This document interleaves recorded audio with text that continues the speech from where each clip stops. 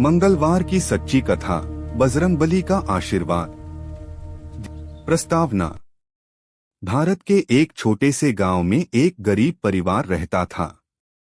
घर कच्चा था, छत टपकती थी और चूल्हा कई कई दिन ठंडा रहता था। उस परिवार में माँ, पिता और उनका बेटा मोहन रहता था। मोहन बचपन से ही हनुमान जी का परम भक्त था। हर मंगलवार वह मंदिर जाता, दीप जलाता और पूरी श्रद्धा से प्रार्थना करता। हे पवन पुत्र, मेरी नहीं तो मेरे माता पिता की तकलीफ दूर कर दीजिए। संकट की घड़ी। एक साल गांव में भयंकर सूखा पड़ा। खेत सूख गए, काम बंद हो गया। मोहन के पिता बीमार पड़ गए। दवा के लिए पैसे नहीं थे। गांव वाले ताने मारते, भक्ति से पेट नहीं भरता। लेकिन मोहन का विश्वास अडिग था। उसने कहा, जिसने समुद्र लांघा वह मेरी छोटी सी समस्या क्यों नहीं सुलझाएंगे।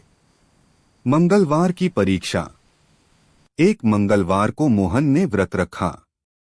पूरे दिन भूखा रहा, फिर शाम को मंदिर गया। मंदिर में सिर्फ एक छोटा दीपक जल रहा था। मोहन ने आंखें बंद की और रोते हुए बोला, बजरंगबली, अगर आप सच में मेरे साथ हैं तो मुझे कोई संकेत दीजिए। उसी समय एक वृद्ध साधु वहां आए। उन्होंने मोहन को देखा और पूछा, बेटा क्यों रो रहे हो। मोहन ने अपनी सारी कहानी सुना दी।